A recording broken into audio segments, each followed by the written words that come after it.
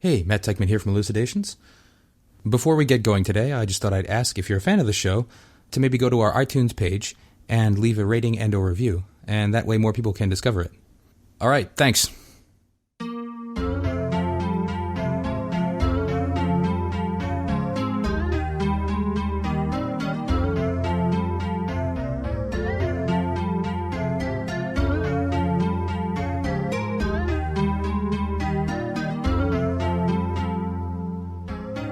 Hello, welcome to Elucidations, a philosophy podcast recorded at the University of Chicago. I'm Matt Teichman. And I'm Jamie Edwards. With us today is Sally Sedgwick, Liberal Arts and Sciences Distinguished Professor of Philosophy and Affiliated Professor of Germanic Studies at the University of Illinois at Chicago, and she's here to talk with us about Hegel's critique of Kant. Sally Sedgwick, welcome. Hello there. So the philosopher Immanuel Kant's moral philosophy kind of departs from this distinction between a formal and an empirical theory of ethics. So what does Kant mean by that exactly? What's the difference?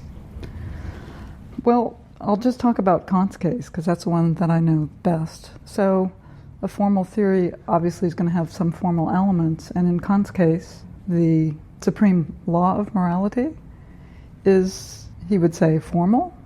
And what that means for him is that it derives from pure reason versus deriving from experience, meaning our observation of human behaviors and human desires. The law for Kant has its origin in pure reason and is therefore formal. So the supreme moral principle for Kant is formal in this respect. And then I would add that the subject who is responsible for this law, that is the rational person, the rational self, is formal in a certain respect as well, in that Kant says that the law derives from that part of ourselves which is capable of stepping outside time, essentially. So he's committed to the view that each of us, as a rational agent, has a very special kind of freedom, and it is a freedom to initiate a causal series from a standpoint that is outside time. So the moral law itself is formal, has its origin in reason, and human agents have this formal aspect on his view, namely, we are capable of this very special kind of causal power. I should add that Kant doesn't think that we can know that we have this kind of agency, but he thinks that we have to think of ourselves as having this kind of agency if morality is to be possible. So the point of saying that the most basic moral principle is formal rather than empirical is to say that it's not like, we were born and then we had a bunch of experience growing up in the world and then we learned from our experience or something that this is the most basic moral law. It's more like it was built somehow into our faculty of reasoning in the first place. Sort of like an innate idea. Something like, I think it's fair to say that Kant is, in certain respects, an innatist, that he thinks that we do have ideas or concepts that are in us already, independent of any experience. And because those ideas are independent of experience, they have a validity that sort of transcends the different experiences of different peoples. So it's precisely because the supreme law of morality is a priori that it's not just valid for some persons and not others, or some cultures or not others, some historical periods but not others. Precisely because it is a law of human reason, its validity extends to all rational natures, including all rational human natures. That's interesting. So then I guess maybe part of the point here is that in order for the most fundamental moral principle to objectively hold, and for the same one to hold of all different people who have all different experiences, it has to be independent of experience. Seems like maybe there's a connection being drawn there. There's definitely a connection. I mean, Kant, I think he's looking for a principle that has this very special kind of validity. Again, it's not just valid for some people but not others, white people but not blacks, men but not women, Christians but not Muslims, etc., but it has this very special status of being universally and necessarily valid, as he puts it. And the only way it could possibly have that kind of status is for its origin to be something other than human experience, which is very diverse on his account. So its origin has to be in some faculty that we all share in common regardless of our skin color or what culture we're born into and so forth. And that's pure reason. And what did Kant think this most basic moral principle underlying all of our moral reasoning was? Well, he gives different formulations of it, and some of them are really kind of bizarre sounding and hard to understand, but I think the most intuitively accessible formulation goes something like this, or this is a formulation that I give to my undergraduates. Basically, it's commanding each and every one of us to respect the dignity of all rational nature. So then you might ask, well, that sounds pretty good, but what does he mean by dignity? We'd need more information about that. And there I'd want to say, for him, each of us has a dignity by virtue of the fact that we have this very special capacity of freedom that distinguishes us from other creatures. We're able to give ourselves law, to, as I said a minute ago, initiate a causal series from a standpoint outside time, and that means to, in some respect, rise above the laws of nature.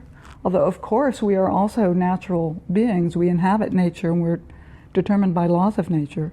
But in our thinking, he's claiming, there's a sense in which we can transcend all that, rise above all that, and give ourselves law, give ourselves this command, which says essentially to respect this very feature of ourselves, this amazing ability we have to some extent, in some way, exempt ourselves, you might say, from laws of nature. So how does Kant think that we come to know this? This is a formal law. It's not something we derive from experience, but of course we have to have experience to know anything. So what exactly is formal about this rather than influenced by empirical features? Well, are you asking me what's formal about the process in which we come to know it? Yeah. I think very little. It's interesting that in one of his main texts, The Groundwork for the Metaphysics of Morals, there's a passage where he alludes to Socrates, and he alludes to the Meno dialogue, where Socrates is trying to demonstrate that essentially all knowledge is recollection. So Socrates interviews an ignorant slave boy who's never learned anything about the laws of geometry. And Socrates draws a few lines in the sand and asks the slave boy a few questions about the geometrical properties of the object. And the slave boy is able to answer the questions correctly, even though this person has never had a class in geometry. And it's interesting to me that Kant alludes to this passage from the Meno in his Groundwork, because I think he's telling us something about how he understands our coming to know the moral law as well, that it is innate in us, we have it already, but that certainly doesn't mean that we're aware of it from the start. So he admits that education, teachers, social institutions have an essential role to play in drawing our attention to it, in actually awakening us to the fact that we have this law in ourselves. So it's not that we just sort of automatically one morning wake up and realize, oh, I know, I should obey the command to respect the dignity of all rational nature. That doesn't happen. But rather, social institutions do play a really crucial role in getting us to see what we ought to do. He thinks that, we all know the difference between right and wrong and good and bad, but sometimes we need a little help getting ourselves to recognize it. But deep down, we all know it. So this basic moral principle that Kant thought underlies all of our ethical reasoning and behavior, it's very abstract, and that's actually kind of the point of what we've been saying. It has to be very abstract to be universal and hold objectively for everybody. But how do you get from this very abstract principle of always respect the dignity of other rational beings to, the more mundane kind of ethical dilemmas we face in everyday life? How does that principle, for example, allow me to know that I shouldn't cheat on my girlfriend or something? Right. Well, often what people say when they advise people not to cheat on their partners is something like that. It's really a bad long-term strategy because, he or she might in the end find out, and that's going to make life really harder for you in the long term. So it's kind of not in your self-interest to cheat, really. It's not a good strategy. I mean, Kant's reasoning is going to be different than that. Yes, so how does it violate the dignity of my partner when I withhold the truth or flatly lie?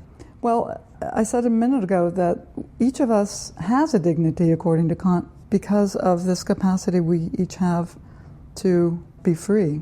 And, if you ask, what are the conditions that have to be in place for me to express my freedom? There's going to be a long list of things, but one of the things there is I need to live in a world in which I can trust other people. So my ability to express my freedom, to make choices about how to lead my life, require me to be able to trust those closest to me, to live in a culture where I can generally trust others. So in short, a world without trust is one that makes it much more difficult for me to express my freedom. Something like that, I think, is the analysis. So as you've been describing Kant, and as many of his critics have charged him with, this formal aspect of Kant seems perhaps too formal. There's a question of what it actually has to do with living human beings in particularly challenging situations. So is this formal charge against Kant right? And is this all there is to Kant? Is the formal aspect of Kant's ethics, is that the whole of Kant's ethics? I think the formalism charge is right insofar as it's just unquestionably his view that the law itself is formal in the way that I earlier described. It derives from not sort of a naturalized or empiricized human reason, but what he calls pure reason. And the agent who is free also has this capacity to rise above nature. So those aspects of his view, I think, are not eliminable without doing some real serious damage to his position. But that doesn't mean that there are not any empirical elements, in his practical philosophy, his moral theory. He fully recognizes that he's dealing with flesh and blood human beings who have, physical desires and needs, and who live in history, live in a concrete world and with specific situations. And when it comes time to then apply that formal moral law to particular cases, he, to no extent, discourages us from paying attention to the empirical particularities of the cases that we're analyzing.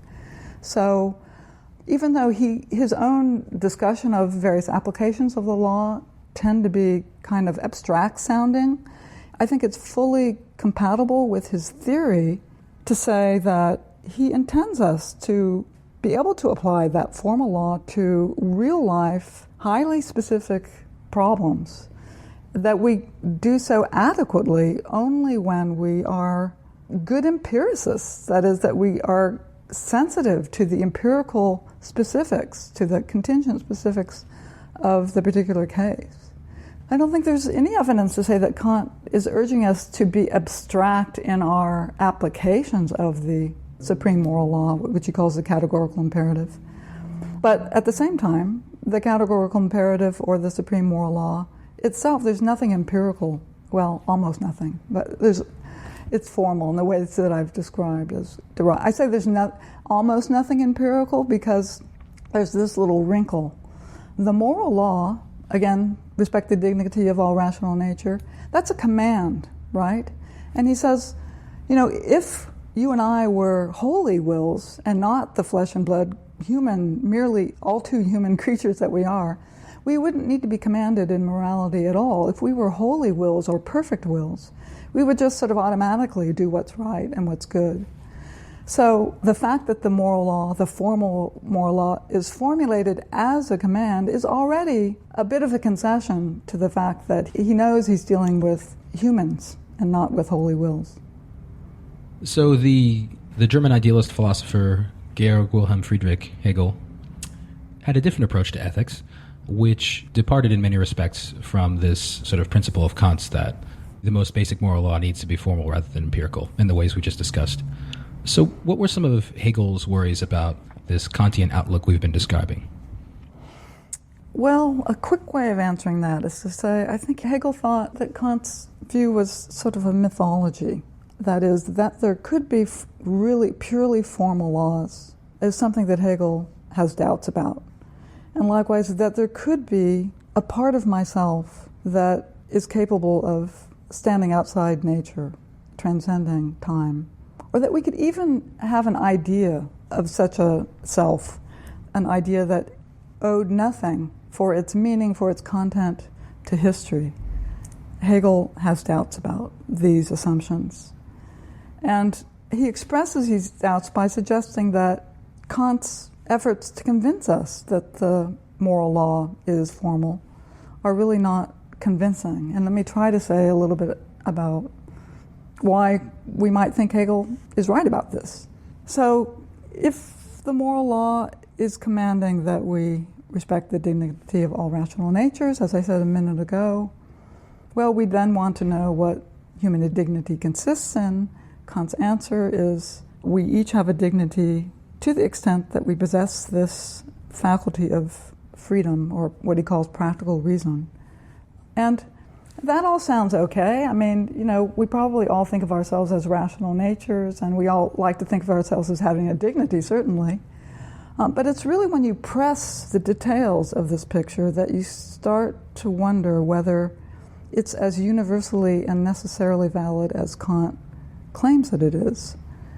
As I said a minute ago, the conception of freedom upon which the whole system rests attributes to us the ability to initiate a causal series from a standpoint outside time.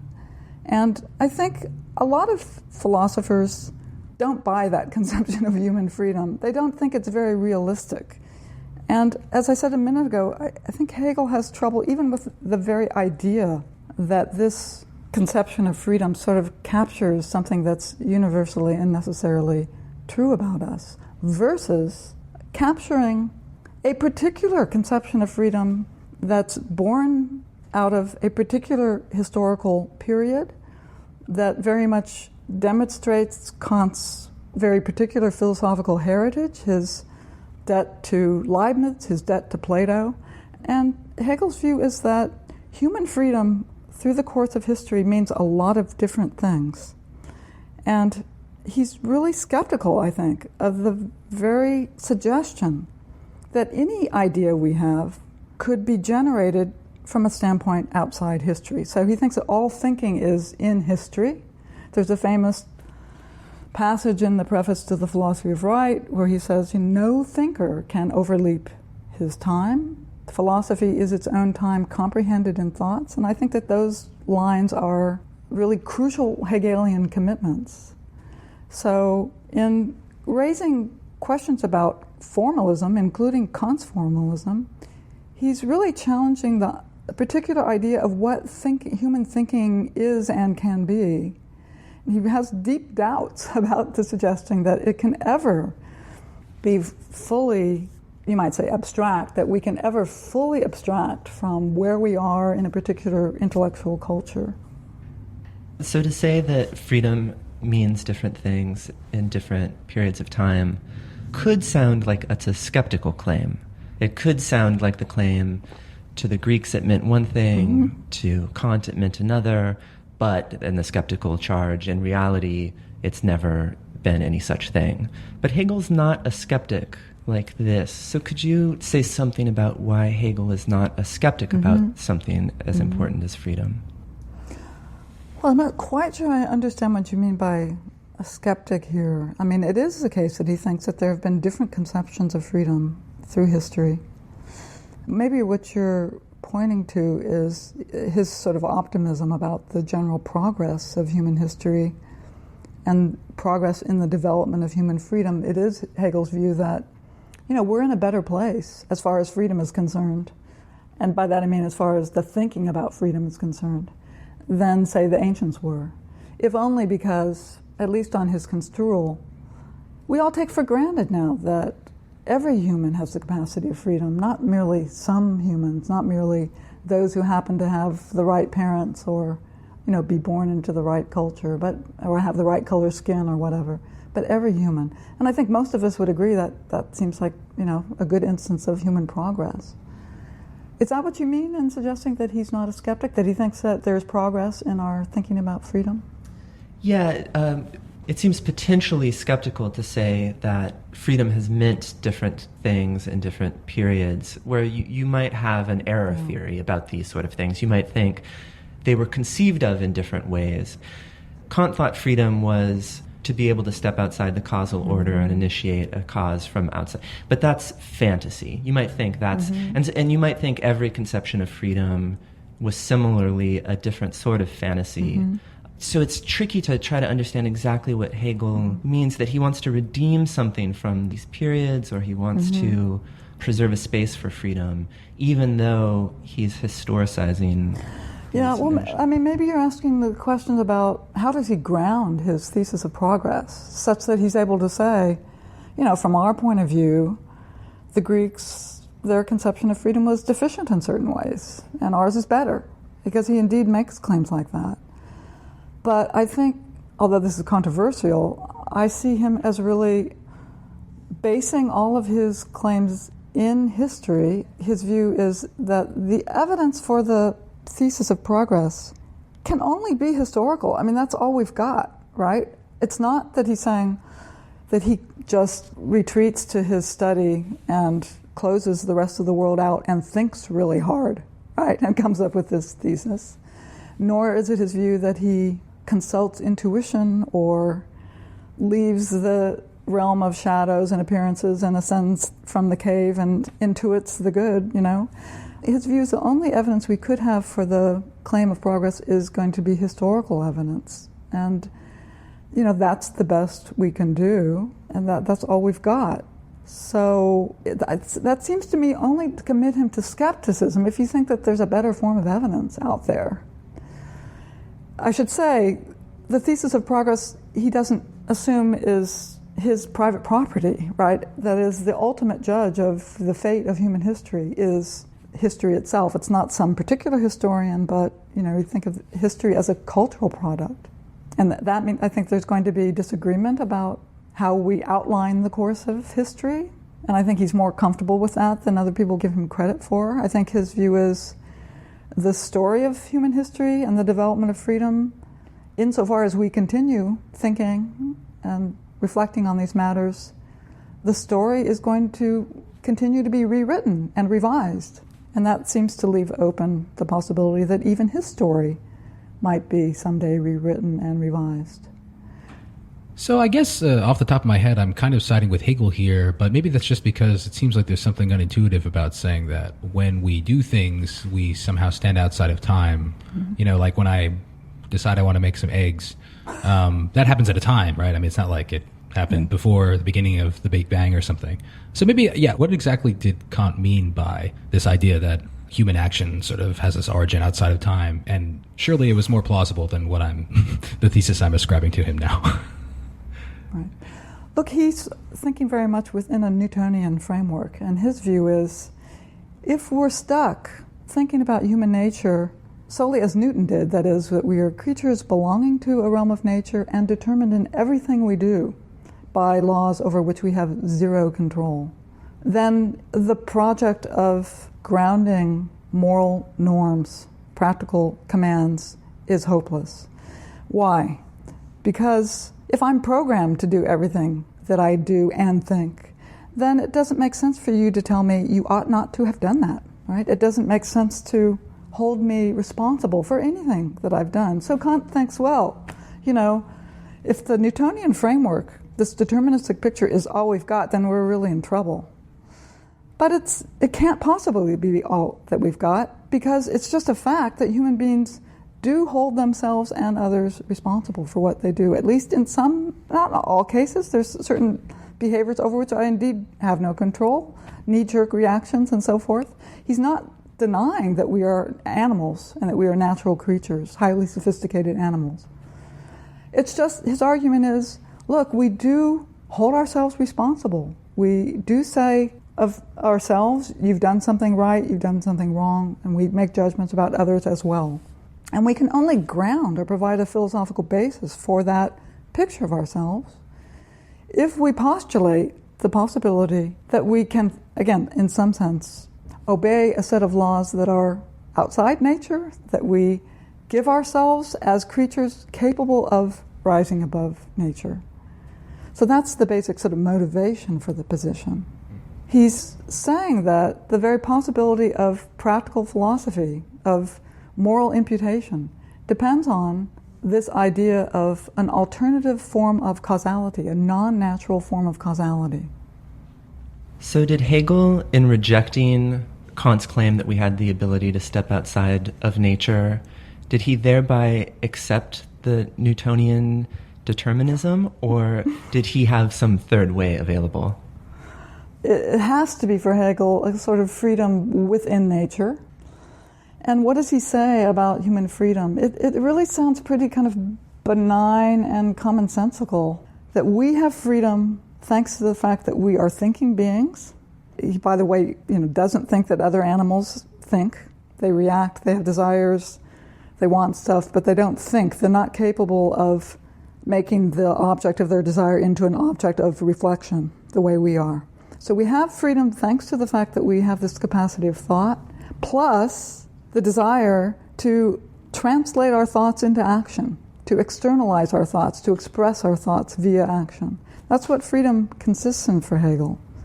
And I mean, one thing you can say about that is he's certainly not saying our freedom consists in this ability to step outside time. So that's why I'd say it's a much more mundane, benign-sounding version. So would it be fair to think of what Hegel is doing as maybe just sort of rejecting the problem the way that Kant sets it up? So whereas Kant wants to say, look, I can't reject this scientific deterministic worldview. Mm-hmm. That's just, there's too much strong evidence for that. And I also can't reject the idea that people are free. Like, those are just two very basic data. So I'm going to have to bite the bullet and say that the things people do exist somehow outside of the laws of nature, or supernaturally, or however you want to think of that. Mm-hmm. And then Hegel's response, at least, is going to be, well, wait a minute, that's biting that bullet is more absurd than either of the two things we've said so far. We can't leave the problem standing there. We have to find some way not to be pressed to Kant's conclusion.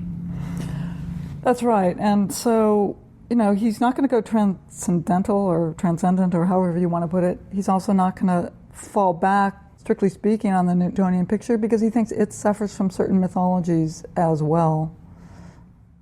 So Hegel urged us to have what we're calling this kind of historicized picture of ethics, which I guess we can think of as, a desire to see each ethical framework sort of in its historical context, as influenced by the various philosophical theories that came before it, so that, we look at these views about what the ultimate good is or isn't as evolving in response to what came before.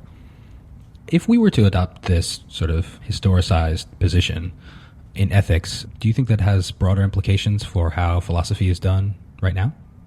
I do, because, you can think of Hegel as urging us to take the history of philosophy seriously. Obviously, I'm a historian of philosophy, so I like that position. But I think he thinks that thinkers and philosophers suffer sometimes from a kind of hubris in thinking that they can escape the determinations of their time. There's a sort of picture of what objective thinking is, or good reasoning. A good picture, an important picture, where we try to stand apart from our prejudices, and put them aside, and reflect impartially on matters.